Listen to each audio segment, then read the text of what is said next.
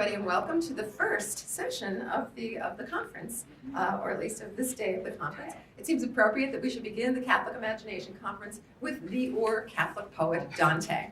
And so we're very happy to have with us three Dantisti who are going to talk with us about Dante in very different ways. So I'm going to go ahead with the introductions so that we can go ahead and start the panel. My name, by the way, is Angela Alaimo O'Donnell. I'm the Associate Director of the Kern Center for American Catholic Studies at Fordham University in New York City.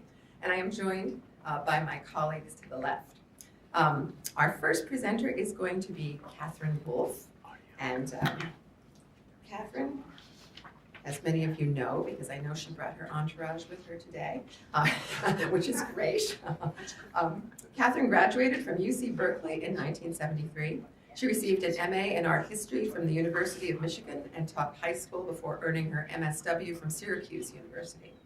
She worked for many years as a therapist before returning to California, where she served as director of the Arrupe Center for Community-Based Learning at Santa Clara University from 1999 to 2005. From 2006 to 2009, she was director of the Faith Formation at the Catholic Community at Stanford, during which time she earned her MA in Pastoral Ministries at Santa Clara University. She's the editor of Not Less Than Everything, Catholic Writers on Heroes of Conscience, from Joan of Arc to Oscar Romero, which, if you don't have that book, you should get it, because it's really quite wonderful, and has recently completed a book on the afterlife, Great Expectations, to be published by Riverhead Books. She lives in Northern California with her husband, Tobias Wolff, and close to their 3 children and 3 grandchildren. And today, Catherine will be speaking about Dante and the afterlife. Our second speaker today is Griffin Oleynick. Did I say it correctly? Oleynick, my apologies. He is an assistant editor at Commonweal, having arrived in January 2018 as the magazine's first John Garvey Writing Fellow. He joined the staff in May. Griffin graduated from Cornell University in Ithaca, New York, with a bachelor's in industrial and labor relations, and then earned a PhD in Italian language and literature from Yale University in New Haven, Connecticut. And today, Griffin is going to be speaking about Dante in a time of crisis, the idea of poverty in the Inferno. And last, but by no means least, Paul Contino is going to speak with us today about Dante. And unfortunately, Paul's bio is not in the book, so I'm going to read it from my phone because he sent it to me. Paul Contino has taught in the Great Books Colloquium at Pepperdine University since 2002. Before that, he taught at Christ College, the Honors College of Valparaiso University. For 11 years, he and his wife, Mary, served as co-editors of Christianity and Literature. He wrote the introduction to Burton Raffles' translation of the Divine Comedy, and his essay on Dante and theology is forthcoming in the MLA Guide to Teaching the Divine Comedy. He's published essays on an array of writers: Zwangazi, Jane Austen, Michal Bakhtin, Arthur Miller, Czesław Miłosz, Geoffrey Hill, Andre Dubus, and Alice McDermott. A very wide range of interesting writers. His Commonweal profile of Tobias Wolff won a Catholic Press Association award. His reviews have appeared in America, First Things, and The Christian Century, and his essay on Roman Catholicism is included in the Cambridge Companion to Literature and Religion. Currently, he is completing a book on the incarnational realism of Dostoevsky's Brothers Karamazov. And today, Paul will be talking about Dante and the meaning of suffering. So please join me in welcoming to the podium our first speaker, Catherine Wolff.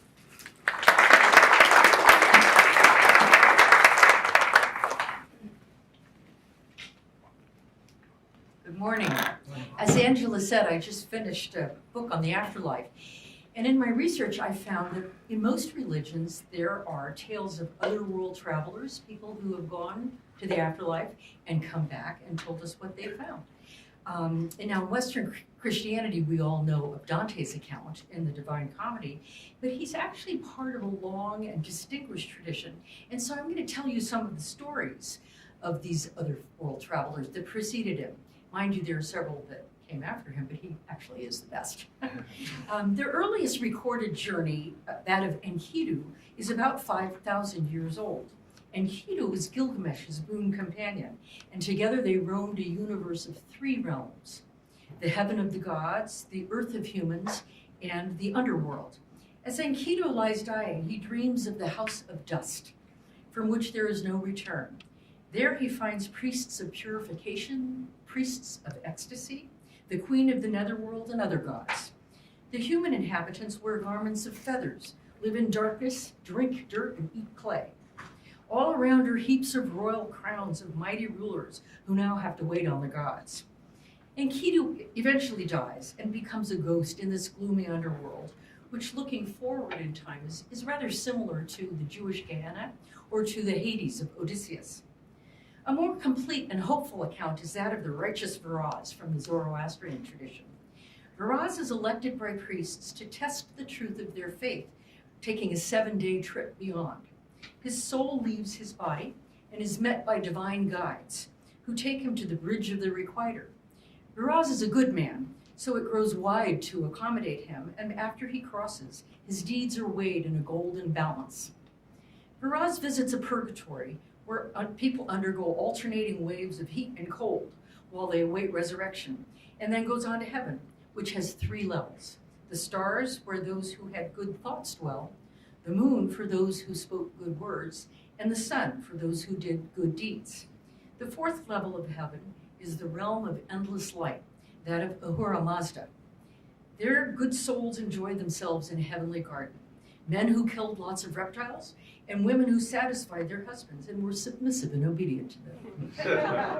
Viraz goes to hell, too, through 4 progressively more awful underground levels with horrid smells and hideous punishments for particular sins, such as being eaten by demons for not wearing a sacred girdle, and this is for women, for licking a red-hot oven, for being sharp-tongued or wearing makeup. Viraz's journey concludes with another audience with Ahura Mazda, in which the deity manifests as pure light. As our stories continue, you'll find that several of the features of Viraz's account recur in tales of the afterlife. Good and bad realms, a perilous bridge to cross, testing and judgment, and a God described in terms of light. In the Jewish tradition, Ezekiel travels to heaven in a vision and beholds the Lord, a dazzling enthroned figure above the firmament.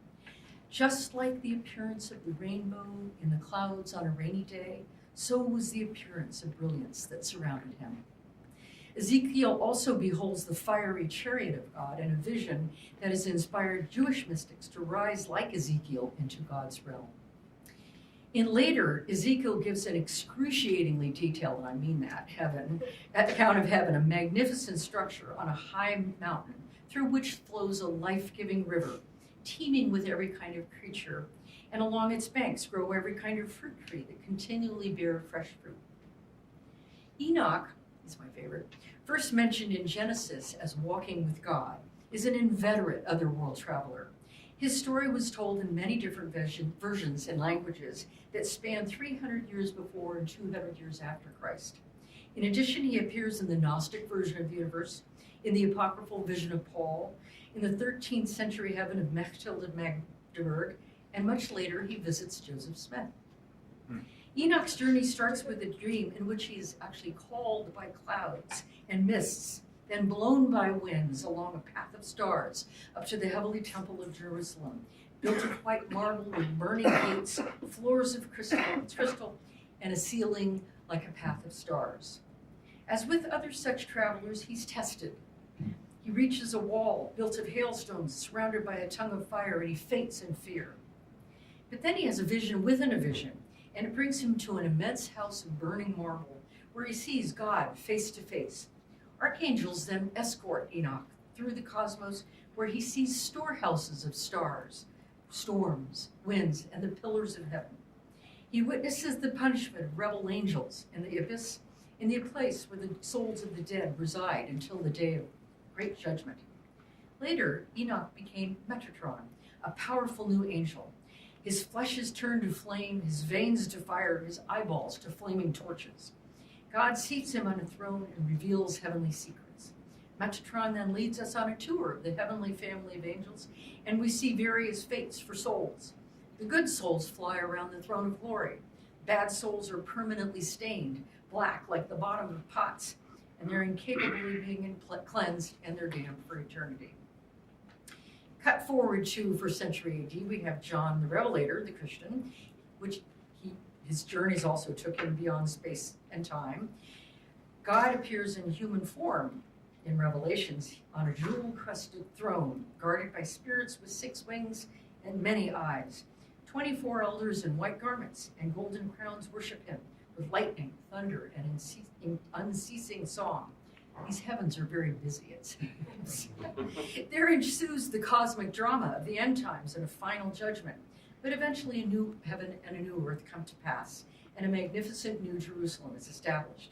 As in Ezekiel, a life-giving river flows from the throne of God down through the middle of its main thoroughfare, which is lined by the tree of life, whose leaves are the medicine of the nations. The Lord himself is its temple and its light, and only those in the book of life will be allowed to enter. Some 500 years later, Muhammad traveled to the afterworld in his mirage or ascension. Having made the night journey to Jerusalem, he ties up his steed Barak to the Wailing Wall and ascends a ladder of 7 layers of silk, floating up towards the moon and stars. Guided by the angel Gabriel, he tours 7 levels of hell, where people, some of whom he recognizes, are being tortured for their sins. He travels through the 8 tiers of heaven, meeting successively more important prophets and angels, Adam, Jesus, Abraham, and through prayers and testing they become brother prophets. In the highest heaven he encounters God, who is so brilliant that Muhammad cannot see him and has to communicate through Gabriel. Another world traveler, guided by holy personages, touring successively bad and good realms, where souls suffer or rejoice based on their bad or good deeds, meeting the very center of it all, a divinity described in terms of brilliant light, returning to enlighten us with his story. These are familiar elements by now, and we find them in Dante's work. There may be more than a common human intuition here, though, because in Dante's time, Arabic culture was well known in Tuscany, and indeed there was a version of Muhammad's Mirage in a manuscript called Liber Scale, Macomete, that would be the Book of the Ladder. And this was widely translated, and so it's quite likely, actually, that Dante would have been very familiar with it. Indeed, by Dante's time, tales of other Christian travelers were also in wide circulation. A 12th century account tells of a knight named Owen, who descended into St. Patrick's Purgatory in Contino to do penance for his sins. He is guided by a demon. When he reaches hell, where bodies shoot up and down in flames, the demons throw him in. Owen is saved when he remembers to call on Jesus. He is then taken to a river of fire and forced to cross a bridge that is impossibly slippery, narrow, and high. But as he goes, it widens, for he has been cleansed of his sins. Remember Barabbas and his bridge. At last he comes to a dazzling pastoral land where purified souls await God's call to heaven. You can still go to St. Patrick's Purgatory. It is still there in County Donegal. Not sure how far in you can go. Mechtilde Magdeburg wrote of her journey to heaven in the flowing light of the Godhead. There she found 3 levels of heaven, a paradise of garden, which is where she walks with Enoch, and that's for souls who weren't bad enough for purgatory nor good enough for heaven. The next level is a great dome full of angel choirs, where at final judgment the blessed will take their places according to their merit. God lives in the 3rd heaven, and this is where Mechtilde's account becomes deeply personal. Whereas all the blessed enjoy the beatific vision of God, she, as a holy virgin woman, is allowed to visit Christ's bridal chamber to have intimate union with him. In the guise of a noble lady, she yields to Christ, who appears as a beautiful youth. Thus comes to pass what both of them desire. He gives himself to her, and she herself to him. They have become spiritual lovers, the very consummation of her soul's desire. Christian mystical travel reaches its apogee in the Divine Comedy, although Dante drew on classical sources as well, Aeneas's travels in the afterlife, and Ptolemy's model of the universe, which is concentric spheres beyond which lies God's world. Dante writes from a specific place and time, 1330, as an everyman figure with a mission to tell us what he finds on his travels. Though he must include pain and suffering, he tells us he will also find love, God's love that in the beginning set all the beauty of the universe in motion. We know the story. He is rescued from his moral wandering by his childhood love, Beatrice, and guided by Virgil through the circles of hell, down to its dead center where Satan is fixed in a frozen lake. They pass through the 7 terraces of purgatory, where those guilty of one of the 7 sins are suffering appropriate punishments, such as those who were envious having their eyes sewn shut with iron wire. Virgil cannot travel beyond purgatory, as he was born before Christ and therefore is not saved. Dante goes on to a lush earthly paradise and is cleansed of his sins and restored to the memory of his virtues. Beatrice comes to guide him the rest of the way, and they leap up into the stars. The cosmos is suffused with the ultimate light of God and the cosmic harmony of the spheres. And Beatrice and Dante together are love, drawn towards its source. They travel through the spheres, meeting souls along the way who are saved according to their own potential for love and joy, and the brilliance of God intensifies as they go. The travelers come to a golden ladder that astonishes Dante. It was as if all the stars in heaven were pouring down it. They continue their ascent to the realm of the Church Triumphant, where Dante realizes that Beatrice's brilliance has become that of Christ, and his eyes are too weak to bear it. When Christ and Mary descend to welcome them, even words fail Dante. In order to represent or image the highest heavens, the sacred poem must leap a gap, like the one who finds the road washed out before him. He is tested by Peter, James, and John on faith, hope, and love, and he is inspired by the Holy Spirit to declare that his sacred poem has been wrought by both heaven and earth. Beatrice restores his sight, and they move at last to the final sphere of the universe, the prima mobile, moved directly by God, where dwell 9 choirs of angels. It is enclosed not by something physical, but by light and love. And from there, Dante can look to the final world, the Empyrean, which has no time, nor space, nor physical being. There he encounters a river of light, divine grace, alive with angelic sparks, flowing with banks, blooming with faithful souls. Drinking of these waters, he cries, I saw, I saw, I saw, an entreaty for strength to convey what he has seen, a circle of light emanating from God. Circular rows of seats for the blessed arise in the shape of a heavenly rose. Dante turns to Beatrice, but she has taken her place in the 3rd tier of heaven, just below Adam and Moses and Peter. She smiles on him, and then she turns back to the light. Bernard of Clairvaux is now his guide, and he invites Dante to look up through the rose to Mary and to God, so far as the divine glory permits. The sight and understanding Dante has earned enables him to enter into the light. Overflowing grace through which I could presume to fix my gaze on the eternal light so fully that I used up all my sight. Dante, the pilgrim poet, returns from his visionary journey to tell his story to us. 700 years on, its images reappear and its message of hope still resonates. T.S. Eliot was guided by Dante when he concluded his 4 quartets with Julian of Norwich's assurance that all should be well, and all manner of things shall be well, in a heaven where the tongues of flames are enfolded into the crowned knot of fire, and the fire and the rose are one. Thank you.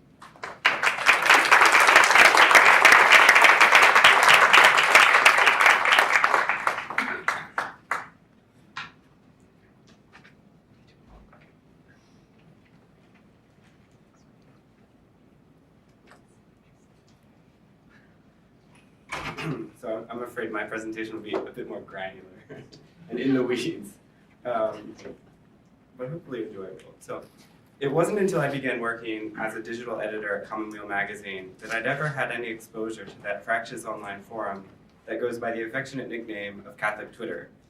I'd spent most of the past decade toiling in the contentious field of Dante studies, where the poet's every line, and often individual words, could generate heated arguments that were, if you'll permit me, neither divine nor comedies. That is, in the strict Aristotelian sense, they didn't have happy endings. But the level of vitriol that could occasionally emerge from academic jousts among rival Dantisti pales in comparison to today's online fights between fellow Catholics, supposedly united in their love of a common Lord. It's not just the daily ad hominem attacks and casual accusations of cafeteria Catholicism, doctrinal heresy, and schismatic tendencies that I find so distasteful and counterproductive. It's the cynical, competitive spirit that undergirds so much of the online discourse, obsessed as it is with scoring points, winning likes, and gaining followers. In a time of serious crisis in the Church, when we Catholics are called to recover what Pope Francis insists on calling the joy of the gospel, this increasingly vocal Church without Christ serves only to intensify tensions and reinforce divisions. How, facing such an impoverishment of the Catholic imagination, are we to find our way out of the wilderness? I want to suggest that we can turn to Dante, a poet who knows better than anyone both the savage acrimony of partisan politics, as well as the necessity of finding a suitable guide for making one's way out. American Dante scholar Giuseppe Mazzotta, playing on the title of Eric Auerbach's classic study Dante, Poet of the Secular World, once called Dante the poet of the desert, thereby underscoring the biblical perspective of exile that both informs the structure of the Divine Comedy and constitutes the core of the poet's visionary spirituality. Taking one step further, we might also call Dante the poet of poverty, acquainted as he was with both the humiliating shame, but also the freeing possibilities of a life lived without significant power or material resources. And he really insists on the veracity of his poverty. You remember in Paradiso 15, where his ancestor Cacciaguida, prophesying his future exile, tells him how painful it would be to climb the stairs owned by others and to eat others' bread and be salty. Dante's poverty, it must be stressed, was not strictly imaginary. He'd actually lost his post in Florence's Republican government, where he was both a consul and a leading diplomat, as well as his estate outside the city walls, not only his home, but his only source of income. Stripped of Florentine citizenship on trumped-up charges of barratry, the buying and selling of political office, Dante spent the last 2 decades of his life on the road, wandering about the aristocratic courts of northern Italy in search of patronage. And this is really where his identity as a pilgrim, as a peregrine, as somebody who's outside of social and institutional structures comes from. And he mentions close to his death that he was so poor that he didn't have the money to buy decent clothes to attend a friend's funeral, in one of his letters. If Dante's personal and political life collapsed as a result of his exile in the early 1300s, so too did many of the institutional structures of the late medieval world to which he belonged. For all our modern illusions of a harmonious and united medieval Christendom, let's remember that Europe in the 13th and 14th centuries was for most people a brutal, violent place. Politically, Italian cities were increasingly unstable, threatened not only by pitched ideological battles among Guelphs and Ghibellines, but also, and in large part, as a result of their growing wealth, accumulated by means of a burgeoning proto-capitalist economy. This is something Dante rightly condemns as, he calls it la gente nuova, the new people, e subiti guadagni, easy money, basically, which had brought effects on the Florentine cityscape. Not by chance, his infernal city of Dis is characterized by its proliferation of towers, the same that Dante saw in Florence, Bologna, Siena, San Gimignano, kind of now like Chicago, New York City. And the church itself was notoriously, egregiously corrupt, not just in the ranks of the ordinary clergy, but especially in the upper echelons of the hierarchy, in which shrewd canon lawyers, like Dante's archenemy Pope Boniface VIII, worked energetically to consolidate the church's temporal power. Let's not suppose that the new universities, for all the flowering of medieval scholasticism, were any better. Theologians like St. Thomas Aquinas and Bonaventure of Bagnoregio, when they weren't preaching, praying, or teaching, found themselves locked in decades-long disputes with the secular masters at Paris, who forced them to defend the legitimacy of their mendicant orders as they pondered the question of whether Jesus Christ had ever owned material goods, that is, whether he was really, as the Gospels claim, poor.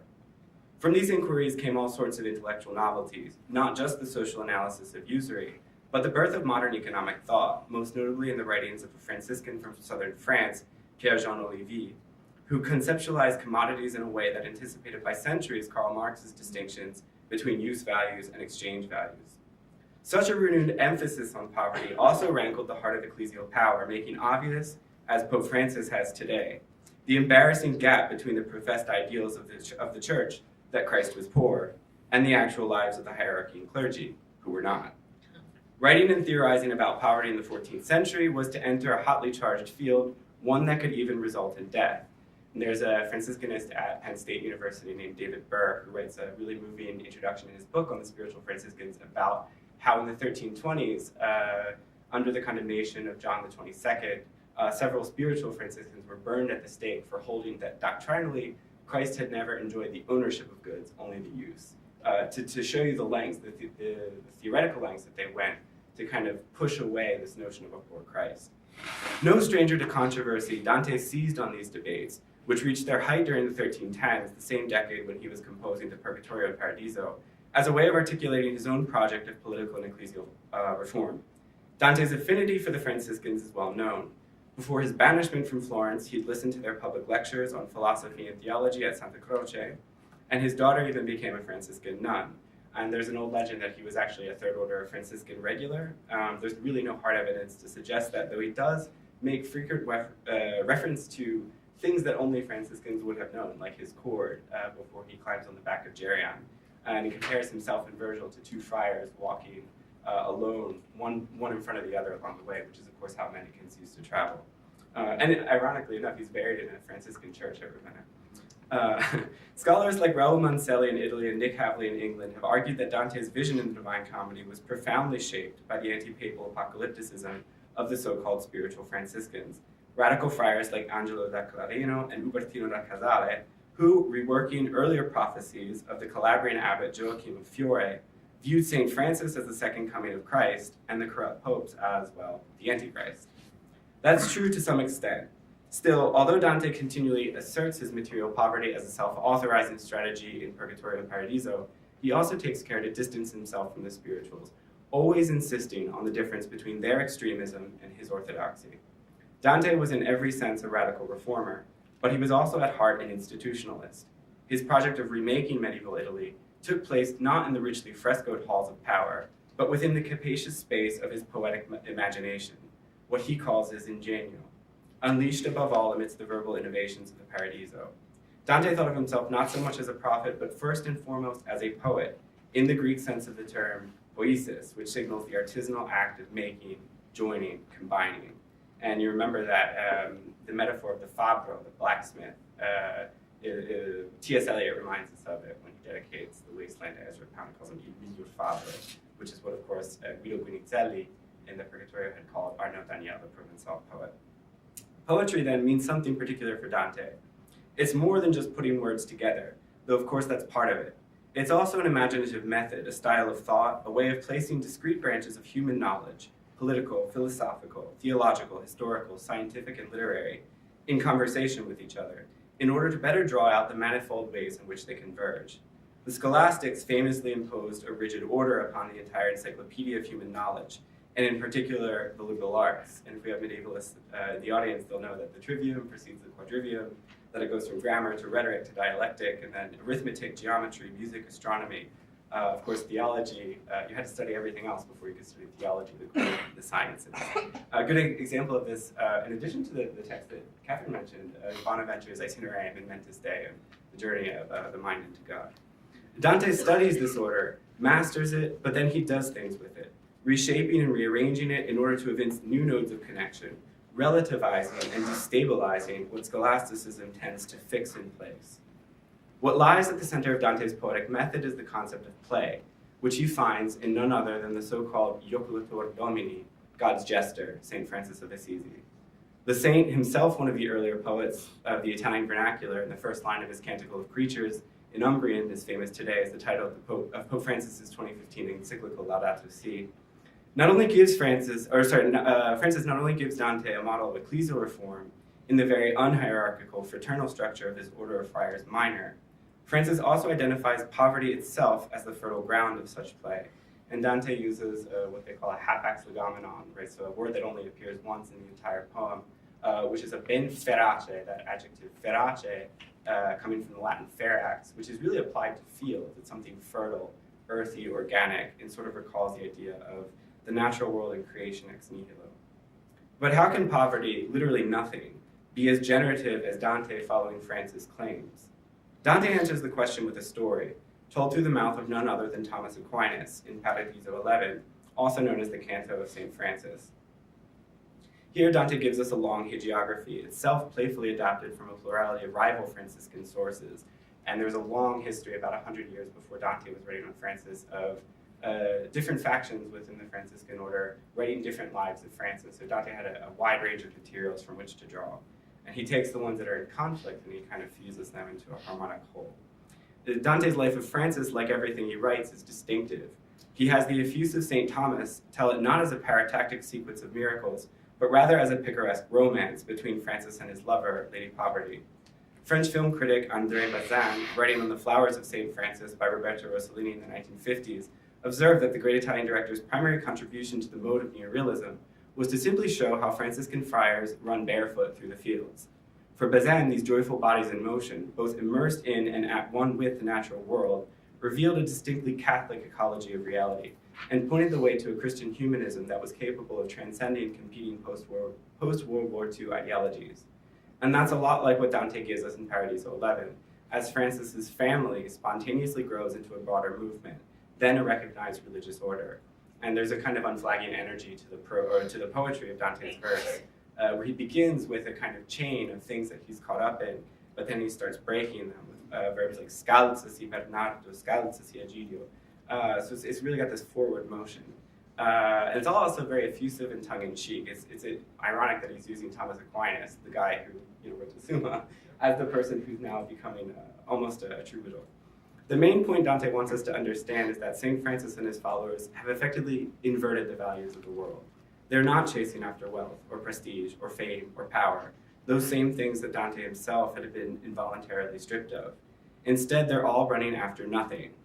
But, and here's the key, then this poor, humble nothing suddenly gives birth to something, becoming the source of an unprecedented, infinitely generative freedom. One last point. In Paradiso 11, Dante also draws our attention to the fact that Francis's poverty is, to some extent, theatrically performative. A bit like in René Girard's theory of mimetic desire, Francis's scandalous public love for Lady Poverty is an image that attracts, leading others to want the same thing. Dante, similar to Giotto, was very drawn to the image of the young Francis stripping naked in front of both his father and the Bishop of Assisi in the town square. But there's a key difference. Whereas in Girard's theory, mimetic desire gives rise to violence, since two people can't possess the same thing, for Dante, the spiritual good of poverty is unlimited, since nothing is something everyone can share. That's the reason why Dante also calls poverty, paradoxically, an ignota ricchezza, that is, an unknown richness, or a richness waiting to be discovered. Though a lot of us Catholics in the United States still don't seem to get it, it's clear to me that Pope Francis does. He hasn't just called on the church to be poor and for the poor, nor does he merely have a knack for meaningful theatrics.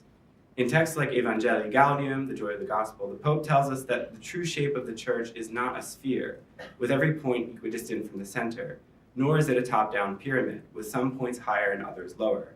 Instead, the church is what he calls a polyhedron, an unruly, pluriform matrix made up of different faces. Along the edges where those different faces converge, that's where Christ and his followers are called to be. In the end of the Paradiso, of course, Dante devises a similar image, the celestial rose, where the faces of the blessed unfurl like so many petals of a flower. What it means for us, I think, is that the Catholic imagination is not just capable of tolerating or accommodating differences in cultures, languages, and theological points of view, but rather that it in fact requires such differences in order to exist, to be what it really is. Another way of saying it is that for the imagination to be Catholic, for it to be large and capacious, it needs to become small, to take an interest in what it doesn't yet know. This, Dante would say, is the kind of knowledge that poverty makes possible, where everything the mind touches, even nothing, is welcomed as a gift. Thank you.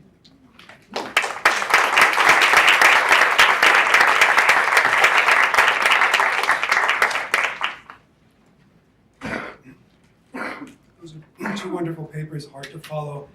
Not the hard to, I could follow the argument, but I mean, it's hard to follow them as a speaker. But I just am inspired to say to Griffin that the church is in good hands with people young. He looks so young. With young people like Griffin at the helm, I hope that comes out in Commonweal, which is so beautiful. The new Commonweal. The church needs to hear this. It's, green is the color of hope in Dante, and this really inspires hope. I've been lucky enough to teach Dante for 25 years at Pepperdine and before that at Valparaiso. And always I come back to the themes of grace and freedom, and I'm going to touch on suffering as well. My remarks are focused largely around teaching the work. My students come after having read St. Augustine. Let me get my watch. And they hear Augustine exhort his readers, come down so that you may ascend and make your ascent to God. In the prologue, Dante thinks he can ascend the mountain alone. Instead, he must humbly accept guidance and descend into hell so he can see sin for what it is. Only then can he ascend the terraces of purgatory and the spheres of paradise. The students and I return to a persistent theological puzzle. What's the relationship between divine grace and human freedom? We're created in the image and likeness of God. Persons have free will. This is affirmed a number of times. God's love respects human freedom, and yet all forms of Christianity, Catholic, Orthodox, Protestant, affirm that we're saved through God's divine and loving grace, through Christ's kenotic, salvific suffering, death, and resurrection. How does human freedom respond to this gift of grace? Does the poet's account of the pilgrim's arduous journey suggest that human effort matters more than grace, that people earn grace through meritorious work? I teach mostly Protestant students. They get very nervous. I have to remind them that the Pelagian heresy has been rejected by Augustine all the way to Pope Francis. We get that out of the way. You don't earn your way to heaven. Okay, it's a sensitive question. I've been teaching in Protestant schools for a long time. We move on. We begin to see we're free, we're not free determined, but how do a person's actions affect his or her eternal destiny? Reading the whole of the comedy over 6 weeks, students discern the perennial paradox given poetic form by Dante. Redemption is realized by humble acceptance of the gift of grace, mediated by other people, often, and by freely cooperating with the giver through love of God and neighbor. Love is at the heart of Dante's vision. Too many people think Inferno is. No, the divine love that not only moves the sun, but Dante's heart as he writes his comedy as an act of love for his fellow pilgrims. The Inferno poses a challenge to any complacent claim of God's love.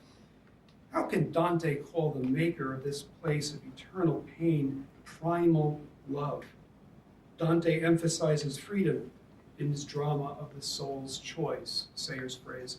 Willfully, the souls perversely choose hell and are eager for the river crossing over the Acheron. And we'll recall 3 characters who reveal this infernal preference by their lack of love: Francesca, Farinata, and Ulysses, very briefly. Francesca's words often seduce students as much as they do Dante the Pilgrim. Reading more closely, they begin to see that she never takes responsibility for, quote, subjecting her reason for the rule of lust. She blames love. Love that releases no beloved from loving took hold of me so strongly through his beauty that, as you see, it has not left me yet. She's being blown around with her lover Paolo. Later, she blames a literary depiction of 2 lovers' illicit kiss. A Galaholt, indeed, that book, and he who wrote it. That day, we read no more. So they're reading a sexy book. They fall into each other's arms. The husband walks in, kills both of them. He's punished far worse at the pit of the Inferno.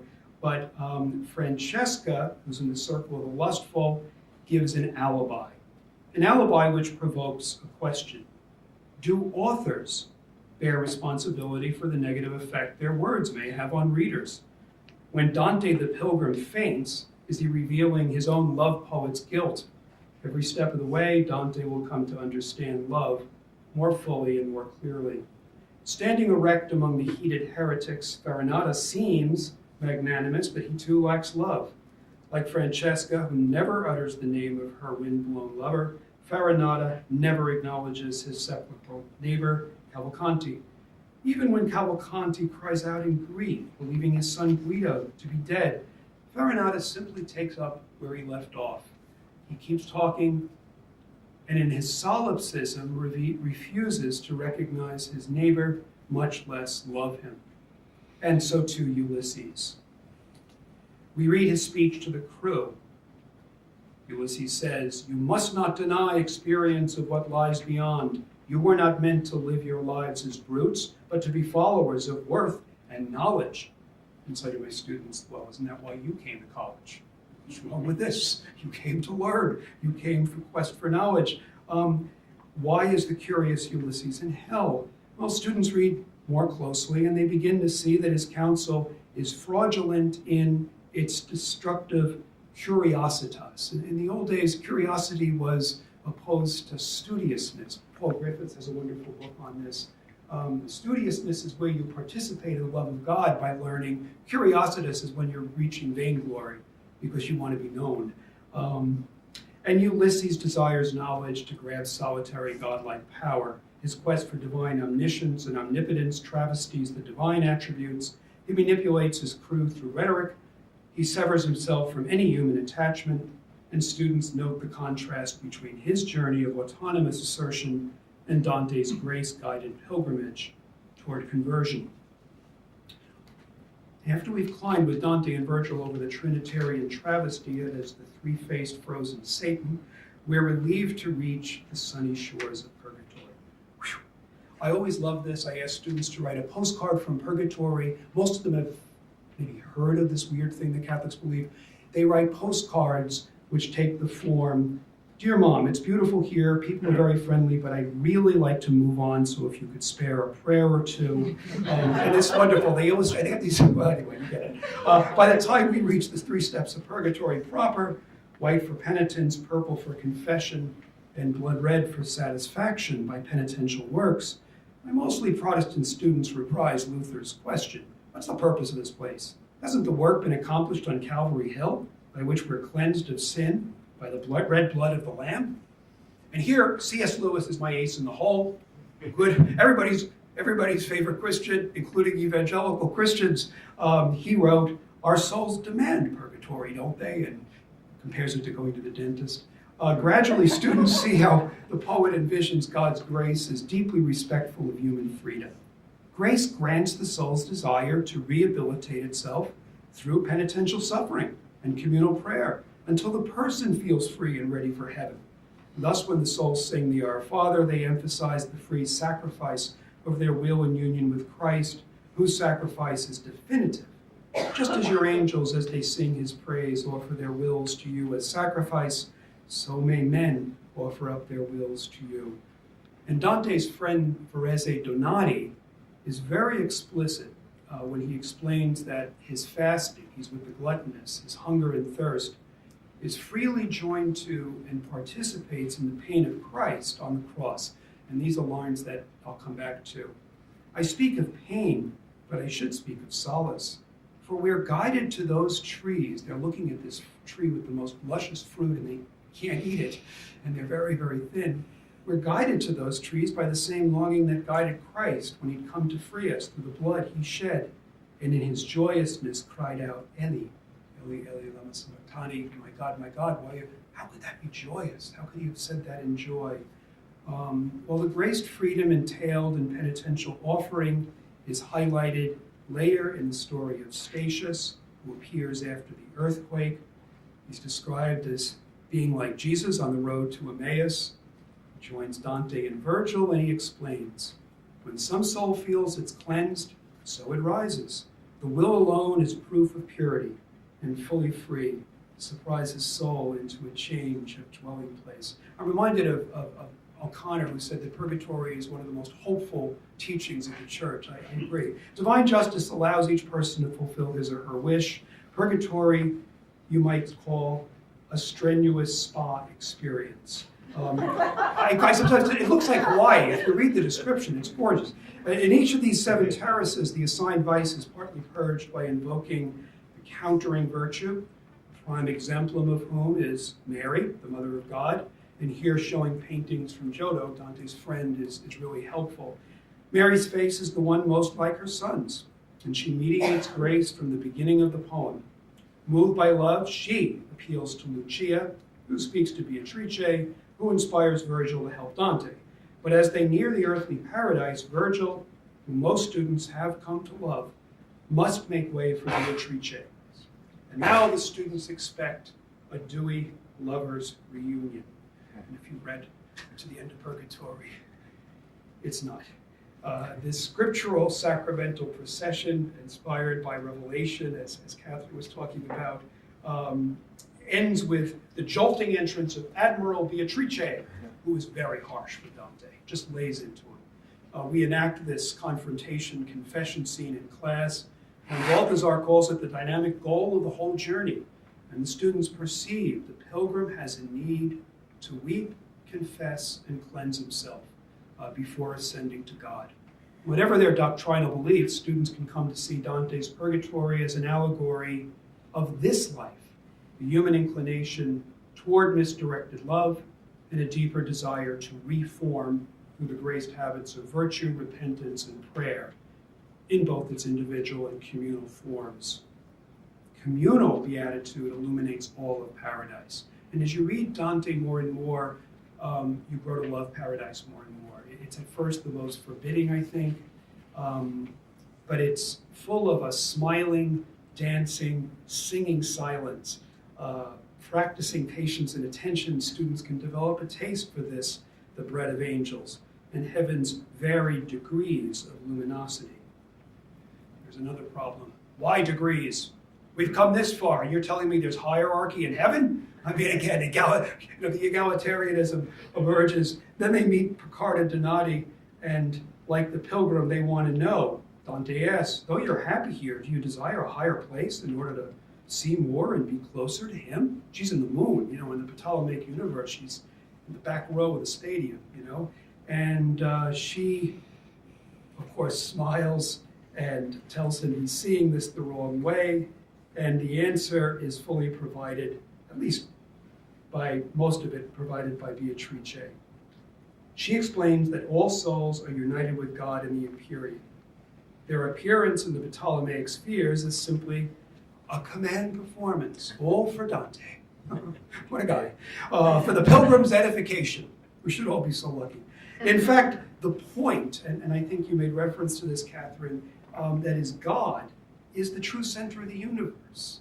It's not the earth, the little threshing floor. But a further answer lies in Dante's love for the diversity that is simply part of reality. Francis's image, is so beautiful there. Persons vary in their talents and gifts, the degrees to which they're receptive to grace. Some have been less receptive than others. Picarda broke her vow under duress. Folco fell in love too easily. Even in heaven, each personality remains particular. The community is both structured and diversified, but everyone smiles for the power that fashioned and foresaw. There are other questions that I raise in class but can't fully address here. For example, how does Dante the Christian respond to the reality of religious pluralism? The Eagle of Justice knows Dante's question. He asks it about the man on the Indus River, the Hindu. In all he seeks and all he does, Dante says, he's good. There's no sin within his life or speech. And that man dies unbaptized, without faith. Where is this justice then that would condemn him? Where is his sin if he doesn't believe? With this challenge, many contemporary Christians may reject Christianity, unsatisfied with the scandal of particularity that's affirmed in the eagle's response. The eagle responds, no one without belief in Christ has ever risen to this kingdom, either before or after he was crucified. Dante's answer doesn't end with that declaration. In the next canto, readers will be puzzled and delighted to discover the pagans Trajan and Ripheus shining on the eagle's eyebrow. So now, dare we hope that Virgil, whom we love, will be saved. Have you seen David Bentley Hart's new book, on universal salvation? Well, anyway, read it. Okay, so it's on this very question. That's a detour. At the end of the canto, the pair of blessed lights together, and this is the two pagans, wink in concord. They form an eyebrow. They wink. They move their flames in ways that are at one with what he said. Mandelbaum is the one who uses the wink image. And it's as if the eagle's wink is saying, God is saying to the human cry for justice, it's all right, I got this. All will be well. In Dante, God's love encompasses all.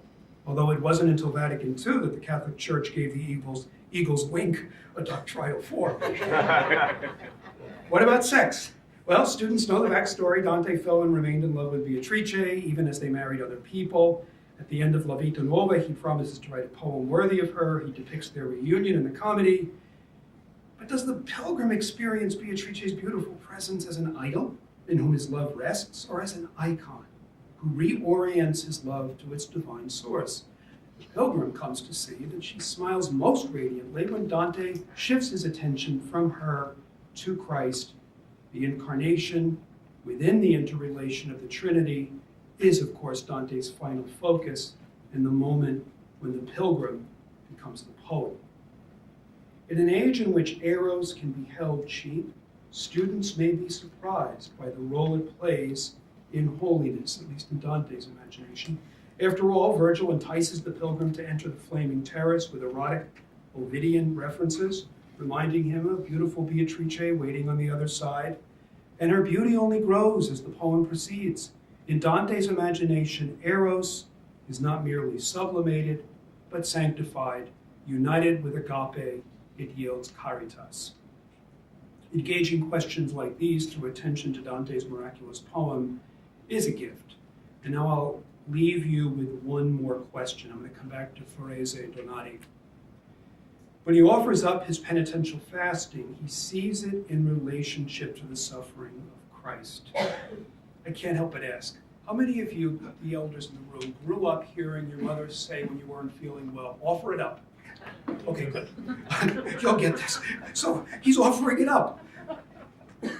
So John Paul II writes, the creative character of suffering is possible for whoever suffers in union with Christ, just as the Apostle Paul bears his tribulations in Colossians 1:24, not only receives from Christ the strength already referred to, but also completes by his suffering what is lacking in Christ's afflictions. That's what Paul says. I make up in my suffering whatever may be lacking in Christ's afflictions. Charles Taylor suggests that this Christocentric sense of suffering remains a live option. He writes, on the basis of Christ's initiative, the incomprehensible healing power of his suffering, it becomes possible for human suffering, even of the most seemingly meaningless type, to become associated with Christ's act and to become a locus of renewed contact with God, an act which heals the world. The suffering is given a transformative effect by being offered to God. So in our secular age, can we, do we, how can we continue to understand suffering in this particularly Catholic sense? And if so, how might this understanding take form in our lives and in our literary art? For readers willing to engage questions like this and others, Dante's poem offers, as Cacciaguida says, living nourishment. The love that moves the sun and the other stars moved the poet to compose his Commedia, which is an act of love for us, his fellow pilgrims. So thank you for your attention.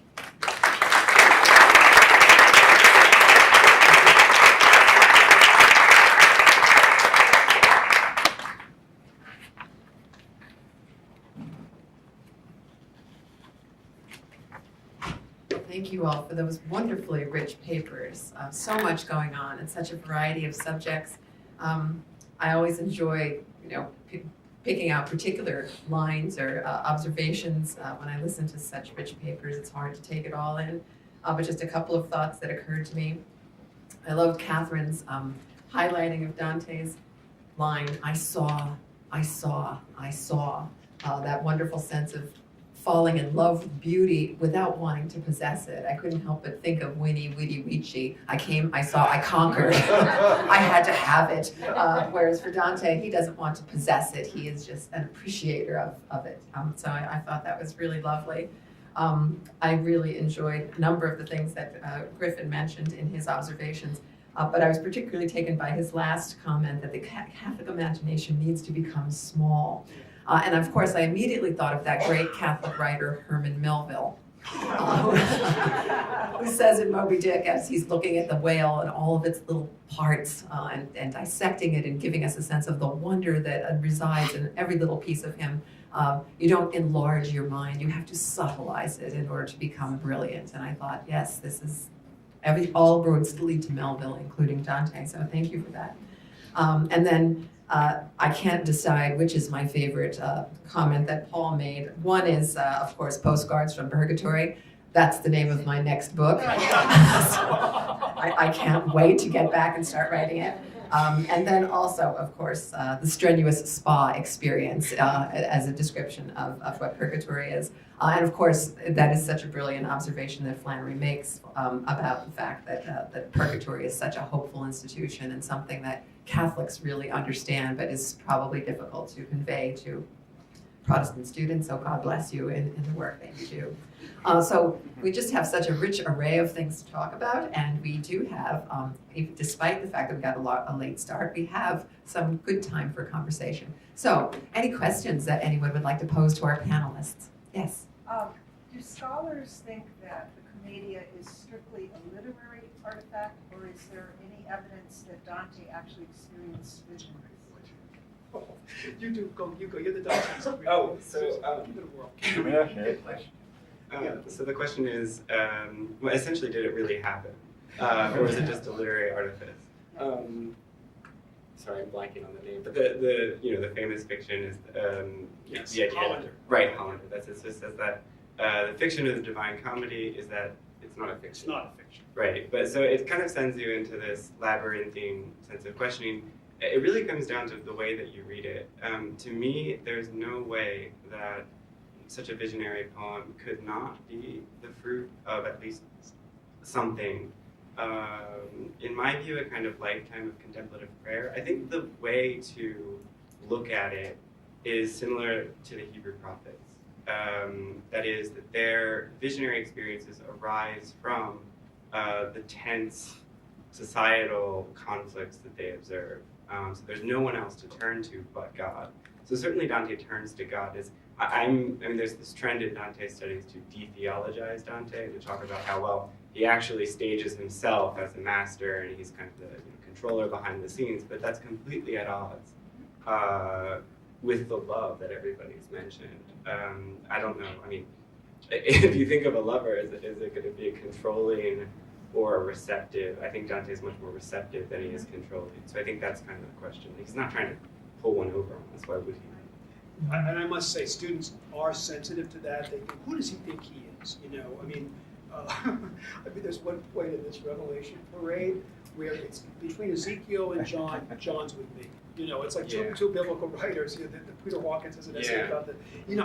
But it's hard to teach too the old value or the virtue of magnanimity. He wants to be great, and I'm sorry, I'm going to bring Springsteen in here. Don't be sorry. But, there's an interview with Springsteen where he makes it. He's humble about it, but he's clear. I didn't just want to be good. I wanted to be great. I mean, he was shooting for the moon and stars, and that was it. And so was Dante, and so he lets it rip. And but he is. I think you're right. And finally, it's always deferring to the mystery, to God, to love. And Springsteen's most recent album, of course, is called Western Stars. So definitely just channeling Dante. So. Can I have one thing? Absolutely. First of all, it calls to mind that. Can you hear me? Yes. Okay. The passage where it's revealed that this poem is a product of both heaven and earth, and there was definitely a sense among Dante's contemporaries. This was almost scripture. Really, really had a very high. It was revered as almost a form of revelation, and in all of those other stories that I recounted.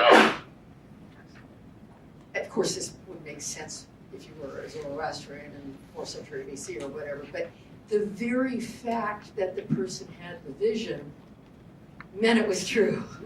Okay, Varaz was sent off there to find it out. They gave him a hen bait and all kinds of stuff to have a vision. He came back and told him. So the actual visit proved it, and this was for Muhammad too. His people were always yelling out, "Tell us what you're doing." So then he would have a vision, and they'd say, "Oh, okay." He went there and told us. So it's a different kind of sense of how you access reality, where the vision actually is honored as a legitimate path. I don't have any problem with that at all myself. In all of these stories, whether it's Dante or Enkidu or whoever, all these religions people keep looking outward. Why do we keep doing that? It's not just the fear of death. It's hope, and it's hope because there actually is something out there that is beckoning to us. Yeah. In fact, my late brother said a wonderful thing. He said, this was when he was dying. He was writing notes, and he said, as gratitude is an echo of God's grace, hope is an echo of God's paying attention. Other questions or observations you might like to make about any of the speakers? Yes. A question for Catherine. Regarding the depiction of Satan as encased in ice Yes. in the center of hell, of course, it's traditional to depict hell as fire. That's hot, I know. Is Dante the first to use that image of Satan encased in ice? Oh, gosh, I'd have to say I don't know, because, I mean, do any of, No, but I think he is. Yeah. I don't. Yeah. That's a yeah, terrific image. there's no Yeah, precedent to that. Generally, it's pretty hot. The ice of ego. Yeah, it's pretty hot down. Yes. I'm reminded at the end of A Grief Observed by Lewis, as he's, thinking and reflecting on the death of his own wife, Joy, and finally coming to terms with it. He talks about having his own vision of her turning back to, he quotes, Beatrice turning back to contemplate God. And that is how he ends this book. And it reminds me of this idea, I think, Paul, you talked about it, redemptive suffering, and how ultimately there is no answer except love, and except turning back to God, and being, I think, Paul, you said, God's got this. We just need to submit to grace. And that's kind of one of the things that I think about. And I was at the University of Portland, and we would use A Grief Observed in a class on the theological dimensions of suffering and death for nursing students. And so, and they would read the book, and the last lines would be in Italian, and no student ever, went to look it up to figure out what it was. And so they were left with this empty, and that was always the way I would lead off the discussion about the book was, what are these last lines? And not a soul would get it. And then revealing to them, this is Dante's, the culmination of his entire journey.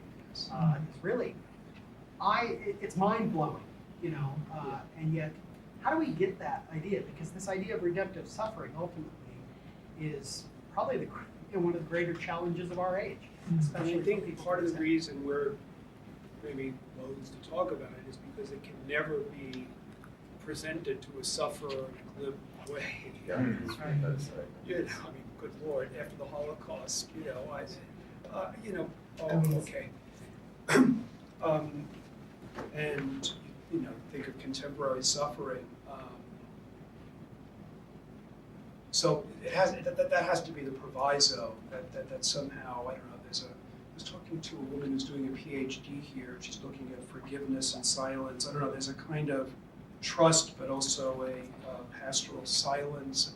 You know what I mean? You want to avoid that glibness in the face of horrific suffering. And yet, there is a way in Christ for it all to somehow make sense. So, I'm thinking about this with the Brothers Karamazov, which I also think of as the great Catholic novel, which is very funny because he hated Catholics, but a little boy dies, a little kid dies at the end. You can't be glib about it. That's the worst pain a parent can feel, right?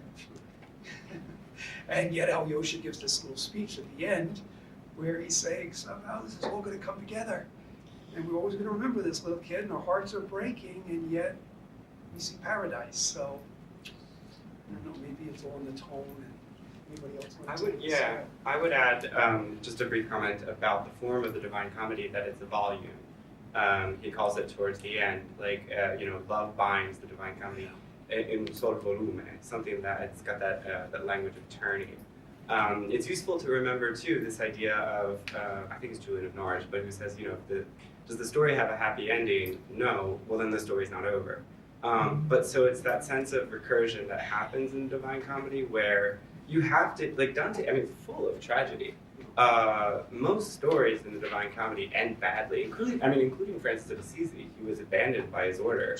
But it's not the end of the story. And I think that's what Dante kind of keeps trying to say is that, you should experience the worst, as Steve Millies and I were talking about this last night. And he was saying, it's going to happen again. The bad things that will happen again, but the story continues. I think that's important to remember for Dante. Thank you. We have time for probably one more question. Yes, sir. So there's this new television show about the Brady Bunch. It's on HGTV. And the first episode, I'm going to Dante, people. Anyway, in the first episode, they renovate the actual house in North Hollywood that you just saw the front of to be like the Brady Bunch house from the 70s. And everybody's like, wow, it's the house of my childhood. So you go in there, and there's this whole like redone house. And I guess what came to me, and especially Griffin, when you were speaking today, this idea of reform or reconstruction that you think Dante provides a way to re-enrich the Catholic imagination. I was thinking, I was like, well, a good thing we didn't throw out those couches, even though they're super kitsch now.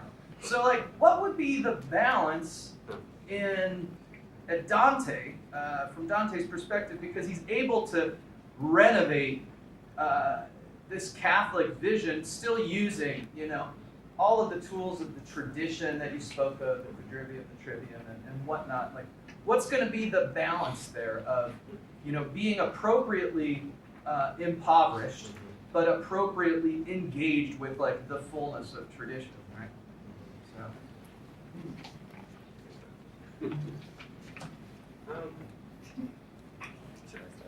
Oh, sure. So first let me say I don't know. But secondly, I guess I would, so I briefly taught the Catholic intellectual tradition, and I guess I'll say this, is that I think there's an impoverishment right now of a sense of a knowledge of the tradition, and I think that's kind of where we need to begin. I remember students would say, including non-Catholic students, but the Catholics would say, we had no idea that this tradition existed. We do everything from the Gospel up to Pope Francis, but you introduce them to Thomas Merton, Dorothy Day, right, and Flannery O'Connor, they don't know. But so they say things like, well, we hear our pastors and, they never get into any of this. So there's also, I don't know, I think it's a huge problem, but there needs to be some recuperation of poets like Dante, because if you begin studying a poet like Dante, you have to go and learn Virgil, you have to go and read the Bible, you have to go and read medieval scholasticism. So it's the sense of, I guess also, and Paul, you can probably speak to this, but inviting students to be great, as you're saying, like Bruce Springsteen would do, right. Like that you should be reading. Like I'm just looking at the window, and we were talking last night, you mentioned, I think you're a Gregory of Nyssa scholar, but Gregory's name is emblazoned, right? It's carved over there in Teresa of Avila. Like, these names need to be read and studied. But that's not to say you don't read Flannery O'Connor. You don't read people who are writing today. You have to do both at the same time, which is exactly what Dante was doing. And so Dante pervades everything. C.S. Lewis, and I was thinking as Catherine was speaking about St. Patrick's Purgatory, if anybody's read Seamus Heaney's Station Island, just flew out of my Station Island. It's entirely dependent upon Dante. Micheál O'Sheill's new book that just came out, The Five Quintets, is based on Dante. Dante only had 3 levels, he needed 5. But if you don't know Dante, you can't read that very contemporary book that just came out. So we have to know Dante. It's the basis of our literature. So it's And the 4 quartets too. I was so glad you ended with that line.